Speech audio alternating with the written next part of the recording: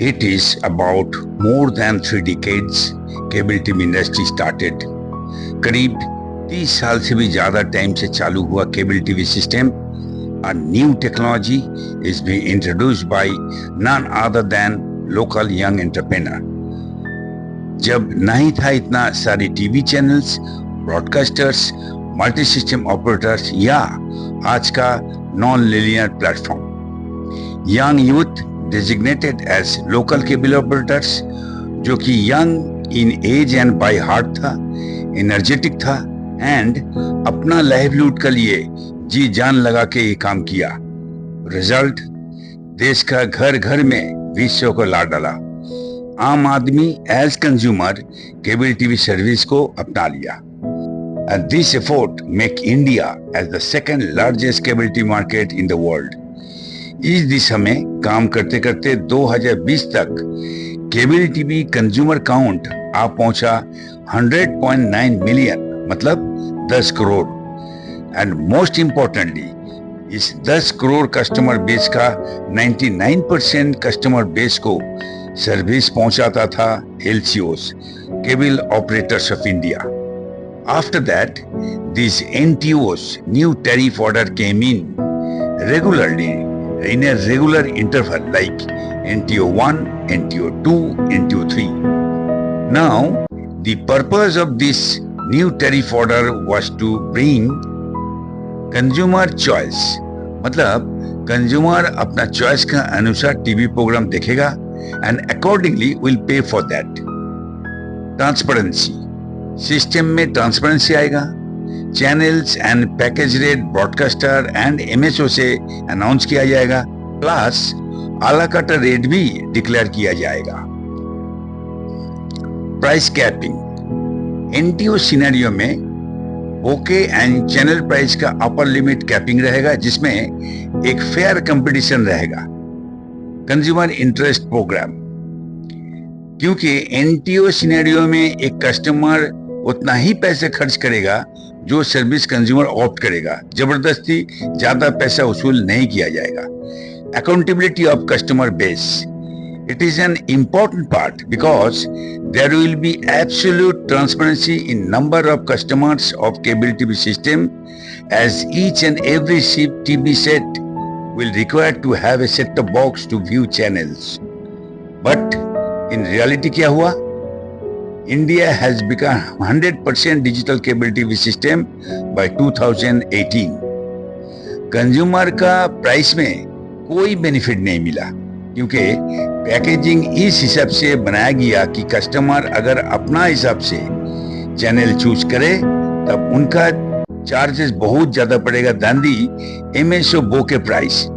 ऊपर से उस MSO बोके में ऐसा बहुत चैनल रहता है जो कस्टमर देखता नहीं है। ऐसे में सब्सक्राइबर मैनेजमेंट सिस्टम, जो कि MSO का पास होने का कारण LCO से हर एक STB का हिसाब से पैसा वसूल किया जाता था। वहीं पे MSO ब्रॉडकास्टर का एक फिक्स डील में वो अपना काम करता था, irrespective of actual active set top boxes. इसी का नतीजा MSO ब्रॉडकास्टर का कमर्शियल डिस्प्यूट में कभी भी कोई भी चैनल MSO सिस्टम से बंद होता था। Now let us see how this working procedure impacted on cable TV distribution system। Cable TV charges जो कि रेगुलर इंटरवल में इंक्रीज होता है, जो कि ऑपरेटर ना खुद कंज्यूम कर सकता है ना ही कंज्यूमर का ऊपर इम्पोज कर पाता है। सेकेंडली, टीवी प्रोग्राम का क्वालिटी इतना डिटोरिएट हो चुका था कि customer find no attraction urge to watch और हुक ऑन टू टीवी। उसका रिजल्ट, हर महीना केबल टीवी कस्टमर चर्निंग हो रहा है, जिसका रेशियो है 1.2 to 1.5 every month as per reports। LCO का कंज्यूमर बेस घटने का कारण LCO का revenue collection, revenue earning and take home revenue का ऊपर असर पड़ रहा है। एंड इसी का कारण LCO का अपना नेटवर्क अपग्रेडेशन का काम रुक चुका है। LCO का नेटवर्क मेंटेनेंस, ऑफिस मेंटेनेंस के ऊपर भारी असर पड़ रहा है। Currently Broadcasters are getting access of the customers directly through their OTT platform, which is cheaper in price compared to linear content. It is ridiculous to see a content is being sold at a price. The same content is available at a much cheaper price in other platforms. Hence, it is obvious why a customer will buy a product at a higher price when the same product is available at a cheaper price. Last but not the least, unjustified revenue sharing model between MSO and LCOs. Try का 2010 साल का propose किया हुआ revenue sharing model 2025 में भी वो चल रहा है. When everything is changing, the MSO LCO revenue sharing model become constant since last 15 years. So it is high time for a change. अब ये बदलाव का समय है. Now the question is, who will bring the change? Who will take the charge? Certainly, it should come from the affected group, that is LCO community, because this community is losing their ground, revenue and their business at the same time their livelihood. अब एक change लाने का दो समस्या है, एक LCO community, दो MSO broadcaster lobby. आप जब भी चेंज लाने का कोशिश करोगे, the big institution entity will react. Reasons behind it, वो अपना अर्निंग वेल्थ कम या खोना नहीं चाहता है. वो मिनिस्ट्री, अथॉरिटी, रूल दिखाने का कोशिश करेगा, क्योंकि वो सारी एरिया उन्होंने अच्छी तरह लॉबी करके बैठा है. अगर ऑपरेटर ग्रुप या कंसोर्टियम कोई मूवमेंट बनाने का कोशिश करेगा, उसे तोड़ा जाएगा, डिवीजन किया जाएगा ऑन डिफरेंट फॉर्मूला. सिचुएशन ऐसे खड़ा किया जाएगा, ऑपरेटर के अंदर एक मिसट्रस्ट का वातावरण तैयार किया जाएगा ताकि कोई यूनिटी बन नहीं पाए. जिस फॉर्मूला का द्वारा ब्रिटिश ने 2000 साल तक इंडिया को रूल किया, जो आज भी चल रहा है. Look at the geopolitical scenario. So called world super power, जिसको वेस्ट पावर बोला जाता है, UK, USA, France, Germany, EU, European union, कोई भी कंट्री अपना डेवलपमेंट, सेल्फ रेजिलेंस होने का कोशिश करेगा, वो होने नहीं देगा ये super power for their own economical purpose and power dominance. See what is happening with India. India is significantly developing and become a prominent developing country in the world. So illogical, whimsical tax imposition on India on a logic that don't stand. Burkina Faso, a small African country, once colonized by France, now an independent country having rich natural resources like gold, diamond, cobalt, uranium etcetera. वो country का अंदर में डिस्टेबिलाइज करने का प्रयास चल रहा है. जब से बर्किना फासो इंडिपेंडेंट हुआ था इन द ईयर 1960. चलिए देखते हैं what 34 years president Ibrahim Traore says. I am Ibrahim Traore, and today I'm pulling off your masks. Yes, you heard correctly. I, whom you call a young military junta leader, whom you brand as a dangerous radical, whom you serve up as an anti-Western dictator, am now telling you the truth. And this time you cannot turn off your microphones. This time you cannot turn away your cameras. This time your editors cannot cut this speech, because the world you monopolize no longer exists. Because millions will hear these words now, without passing through your filters, without being subjected to your distortions, without being muddied by your lies. I am 34 years old. Every day of my life, I grew up with your lies. As a child, I would watch Africa on television. Always the same images. Children with flies, dry lands, weapons, death. This is Africa, they told us. This is what Africa is. And we believed it. We were ashamed of ourselves. We were ashamed of our own lands, of our own people. But then I grew up. I read, I researched, I questioned, and I understood that the Africa you showed us wasn't real. The story you told us was a lie. The fate you imposed on us was a script you had written. For years, how have you portrayed Africa? How have you shown it? How have you sold it to your viewers? As if we were creatures who had no share of humanity. As if we were savages left outside of civilization. as if we were wretches waiting for you to save us. Every day, every hour, every minute, the same story plays on your screens. Hunger, war, disease, corruption, terror, chaos. These are the words that come to mind when Africa is mentioned.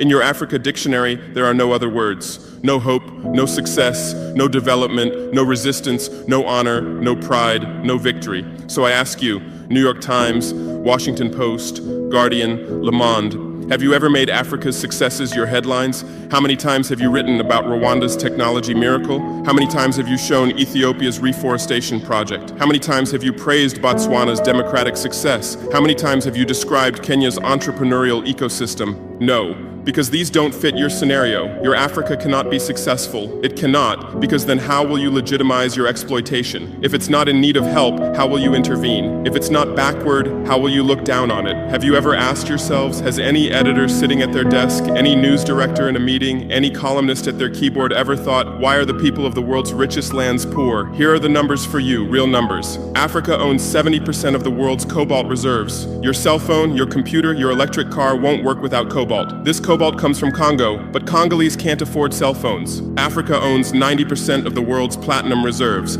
Catalytic converters, electronic devices, medical implants, they all need platinum. This platinum comes from South Africa, but South Africans are crushed by unemployment. Africa provides 30% of the world's gold production. Mali, Burkina Faso, Ghana, Tanzania. Gold flows like rivers from our lands, but our people swim in poverty. Africa supplies 65% of the world's diamond production. Botswana, Angola, Congo, Sierra Leone, billions of dollars worth of diamonds are extracted, but our miners live on $1 a day. Africa owns 35% of the world's uranium reserves. Niger, Namibia, South Africa. Nuclear plants run on our uranium. Paris lights burn with our uranium, but our villages have no electricity. And you still ask, why is Africa poor? No, the right question is, how was Africa kept poor while being so rich? Here's your answer. Colonialism didn't end, it changed shape.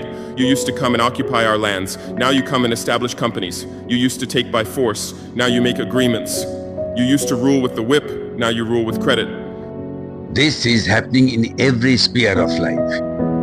ये एक ऐसा सोच है कि जहाँ पे common interest में काम करेगा, काम करने का विचार बनेगा, उसको तोड़ा जाएगा, पिसाल देने का कोशिश होगा. Look at Bangladesh, look at Nepal. आप जो भी देख रहे हो, यह है एक डीप रूटेड साजिश. The same is happening in cable TV industry also. Cable TV price increase हो रहा है in a regular interval, and उसका effect consumer shifting to non linear platform. बहुत कस्टमर अपना पैकेज छोटा कर रहा है. A large number of consumer FTA pack का साथ 2-4 पे चैनल लेके अपना काम चला रहा है. At the end of every month a big chunk customer का पैकेज रिचार्ज नहीं होता है.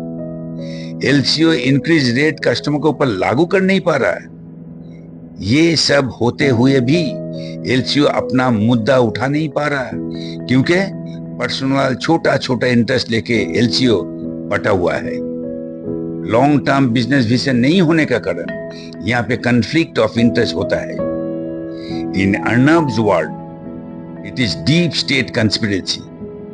इसमें सीक्रेटली LCO को लेकर के LCO कम्युनिटी का अंदर काम किया जाता है, ताकि LCO का तरफ से यूनाइटेडली कोई मुद्दा, डिमांड या प्रोटेस्ट बन न पाए.